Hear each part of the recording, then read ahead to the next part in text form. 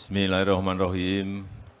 Assalamualaikum warahmatullahi wabarakatuh.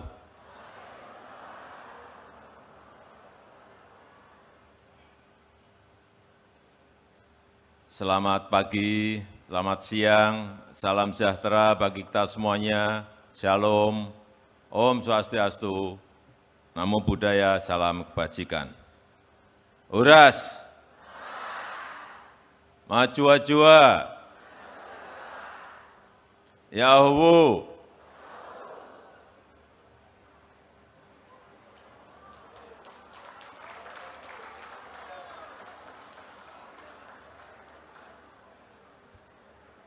Yang saya hormati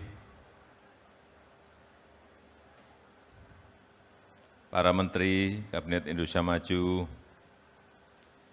yang saya hormati pimpinan dan anggota DPR RI yang hadir,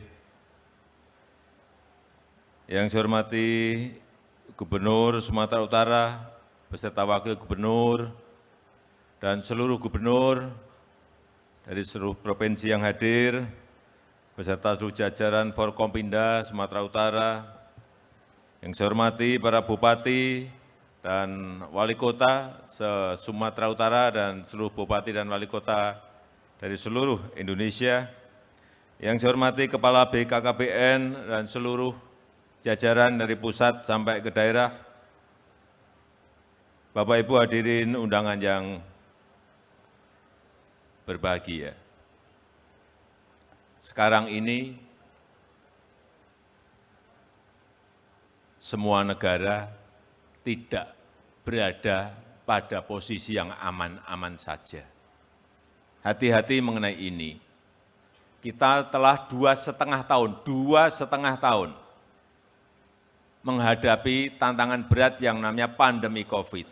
Dan sampai saat ini belum rampung. Belum selesai.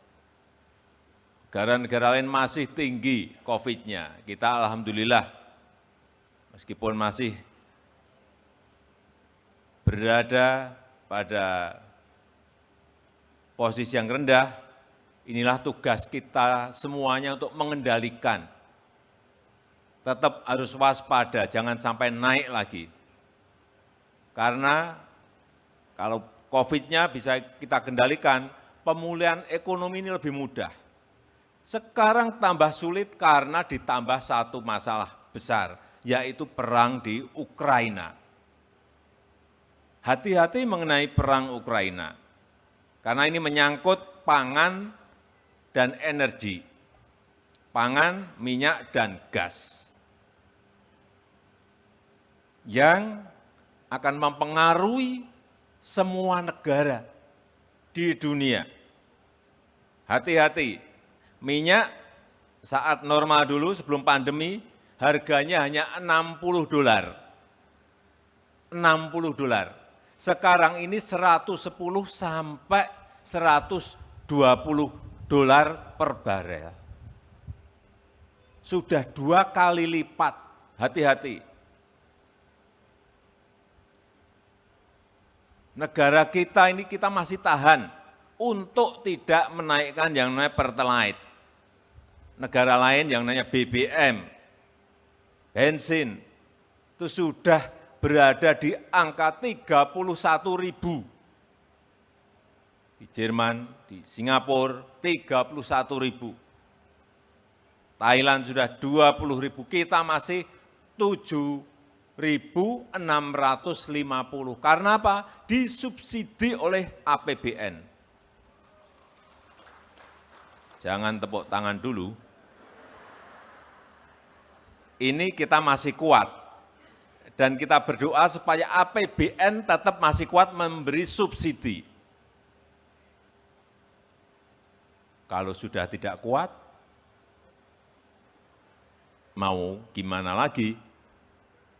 Ya kan? Kalau BBM naik ada yang setuju? Pasti semua akan ngomong tidak setuju. Tapi ingat bahwa kita itu masih import separuh dari kebutuhan kita, 1,5 juta barel minyak dari luar. Masih impor. Artinya apa? Kalau harga di luar naik, kita juga harus membayar lebih banyak. Enggak, supaya kita semua ngerti masalah ini. Yang pertama tadi masalah minyak dan gas. Gas juga sama. Internasional sudah naik 5 kali, naiknya 5 kali. Padahal gas kita impor juga gede banget.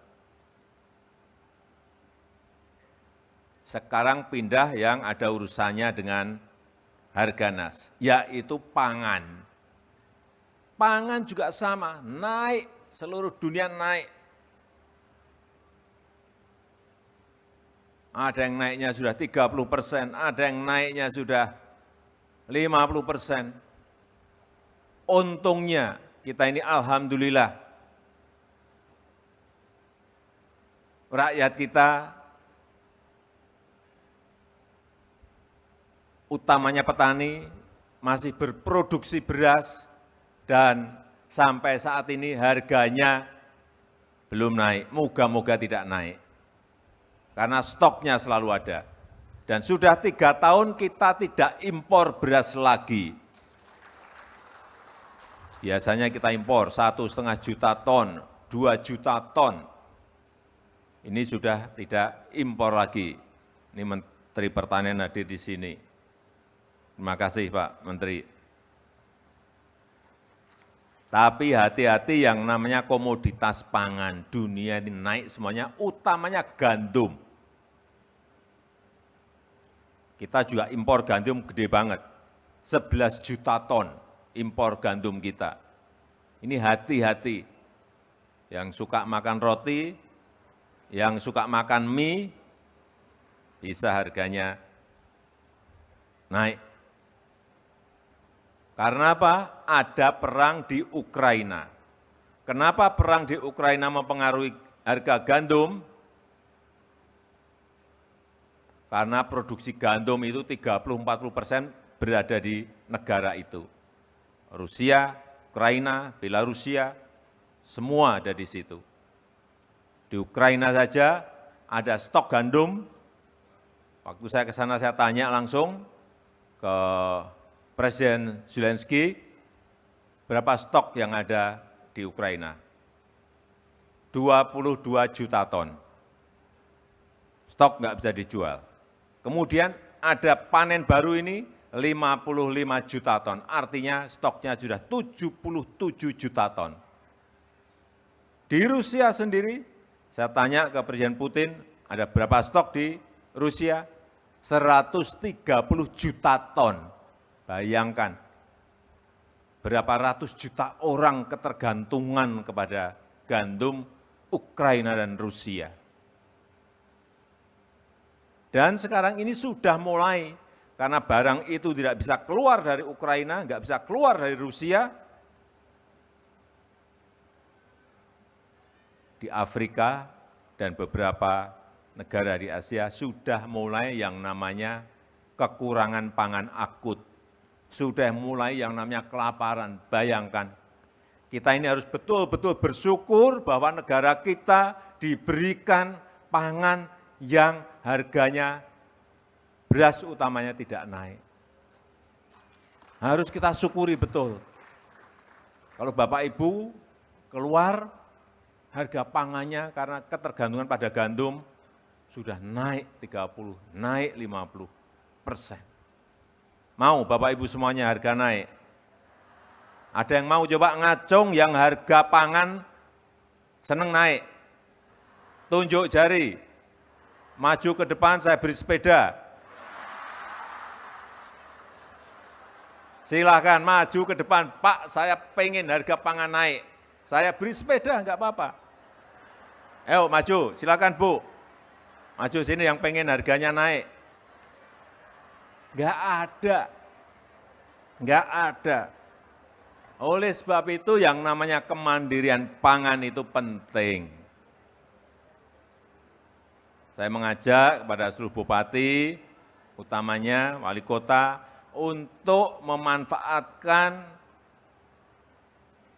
lahan-lahan yang sekecil apapun untuk menanam. untuk berproduksi kebutuhan pangan sehari-hari. Penting, jangan sampai ada lahan kosong. Manfaatkan untuk asupan gizi anak kita. Karena kita nanam dimanapun itu tumbuh dan bisa kita panen. Penting sekali. Karena anak-anak kita di hari ini adalah penentu wajah masa depan Indonesia. Kalau anak-anak kita pintar, cerdas, kita bersaing dengan negara lain itu mudah. Tapi kalau anak kita stunting, gizinya enggak baik, nutrisinya enggak tercukupi, sudah.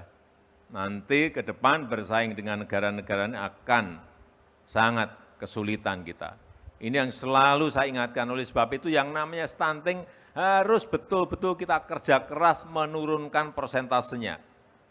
Saya masuk di 2014 angka stunting 37%. 37%. Hari ini di 2021 angka terakhir di 24,4%. Penurunannya sangat drastis sekali. Tapi target kita di 2024 harus mencapai 14%. Setuju? Setuju? Kurang semangat ini berarti ragu-ragu. 2024 angka stunting kita di angka 14%. Setuju? Pendamping keluarga ada? Tunjuk jari. Pendamping. Ya, silakan maju pendamping sini, satu. Satu saja, yang merah. Semangat tadi saya lihat. Ada yang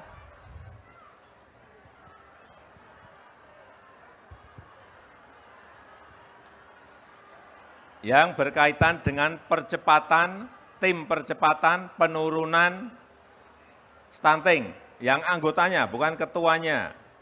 Silakan, mana ada yang masuk dalam tim percepatan penurunan angka stunting? Ini pendamping di lapangan, silakan. Ada? Ya, maju, silakan. Satu. Balik bendera.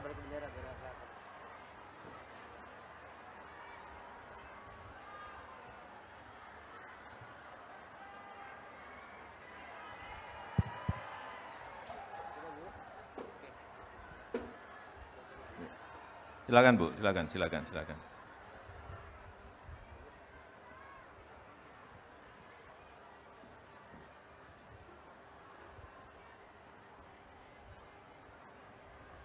Pada peringatan Hari Keluarga Nasional, Harganas ke-29 ini, saya mengajak kepada seluruh kekuatan bangsa untuk bergerak bersama-sama, bekerja bersama-sama, bersinergi bersama-sama untuk menurunkan stunting dan seluruh akar masalahnya dalam rangka mempersiapkan sumber daya manusia generasi penerus kita yang berkualitas.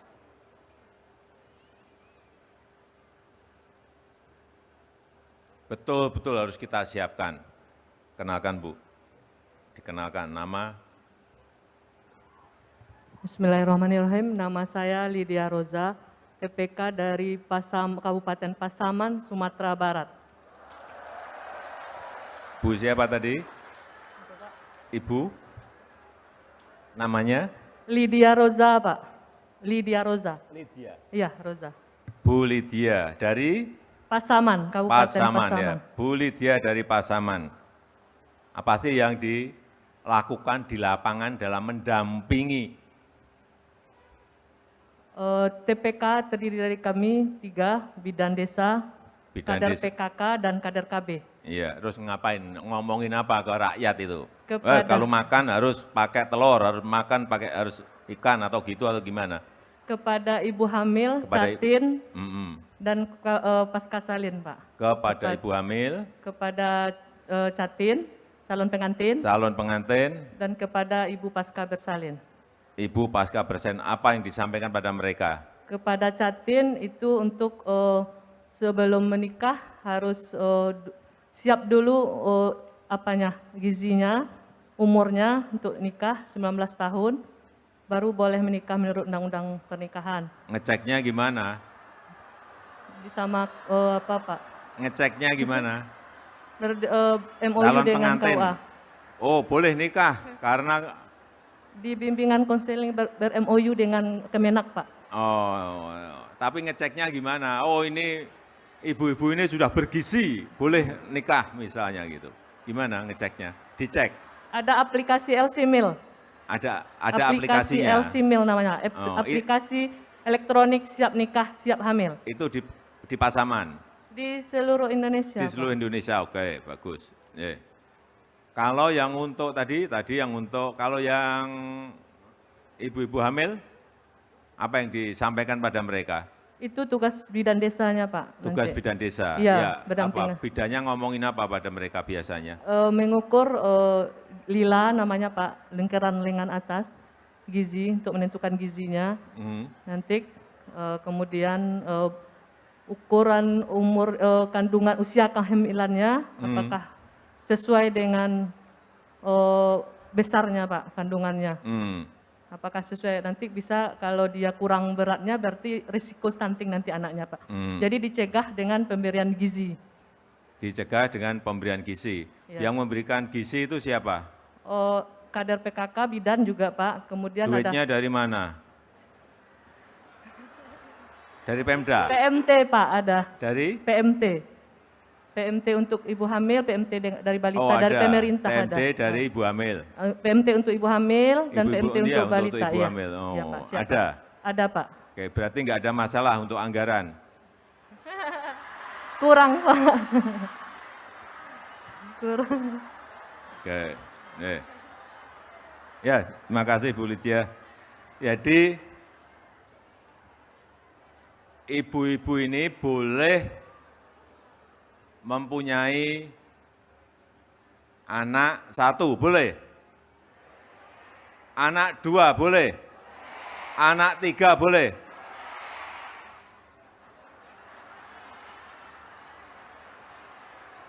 Tiga enggak boleh? Boleh atau enggak boleh 3? Boleh? Benar, boleh. Tapi jaraknya diatur. Lebih dari 3 tahun. Harus lebih dari 3 tahun, jangan tiap tahun punya anak. Lebih dari 3 tahun diatur. Sehingga ibu sudah pulih, gizinya baik, boleh mempunyai anak lagi. Dan yang paling penting, ya, menyiapkan pendidikannya agar menjadi SDM generasi penerus yang berkualitas. Silakan, terima kasih Bu Lydia. Silakan. Baik, Pak.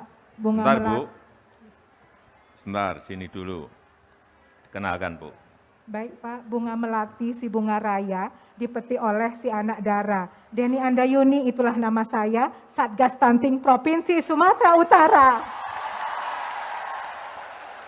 Diulang Bu, diulang.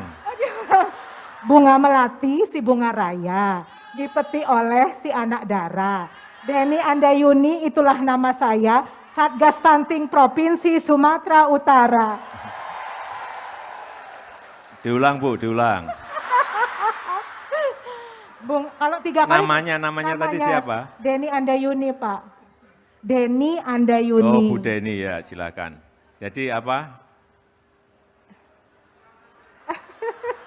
Saya dari Satgas Stunting Sumatera. Satgas Stunting ya. Apa yang dilakukan sih? Iya, Oleh jadi Satgas itu apa? Di kami- lapangan itu apa? Ngapain? dari Satgas Stunting kami mendorong pemerintah untuk bisa melakukan percepatan penurunan stunting, terutama di Provinsi Sumatera Utara untuk pada 2024 mencapai 14%. Pak. Bisa? Insya Allah bisa, tadi berkat dukungan Bapak Gubernur, Bapak Wali Kota kami yang sangat peduli, dan memang saya apresiasi karena pemerintah Kota Medan juga sudah menganggarkan dana yang lebih untuk penanganan stunting terutama di Kota Medan. Sekarang berapa sih persentasenya? stuntingnya berapa di Sumut? Di Sumatera Utara itu ada 25,8 Pak. 25,8 ya. Dan di Kota Medan ada 19,9%. Jadi harus berarti bisa. turun untuk ke 14%, Iya. gampang atau enggak gampang? Dengan segala usaha, insya Allah kalau kita berniat baik, mudah-mudahan Allah Subhanahu memberkati Pak. Oke, ya. Jadi Bu punya keyakinan ya bahwa 14% bisa dicapai ya? Siap Pak. Ya nanti saya beri sepeda. 9 ya Pak, karena anggota Kalau saya. bisa 14%. Siap Pak. Ya, terima kasih Bu, terima kasih. Terima kasih Bu Dia, terima kasih. Ini tolong dicatat Bu, catat namanya silakan namanya dicatat, nama dan alamat dicatat dulu. Ini saya kirimi sepeda. Ada yang masih mau maju?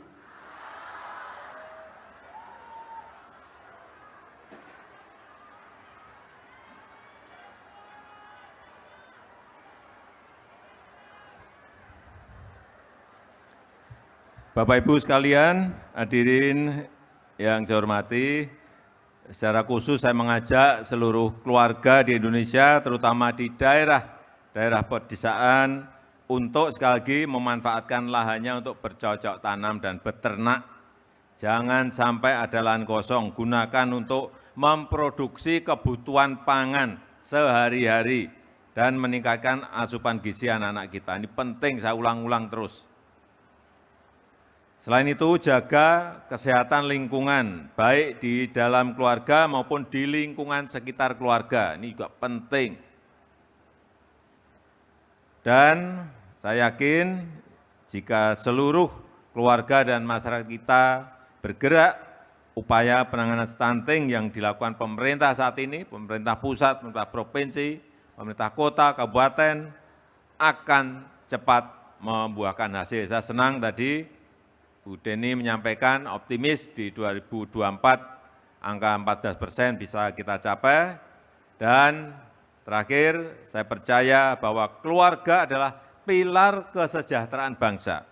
Keluarga merupakan ekosistem pertama dan utama dalam mengasuh, dalam mendidik, dalam membentuk manusia yang sehat, manusia yang bergizi, manusia yang berkualitas. Selamat memperingati Hari Keluarga Nasional ke-29. Terima kasih, majulah keluarga Indonesia. Wassalamualaikum warahmatullahi wabarakatuh.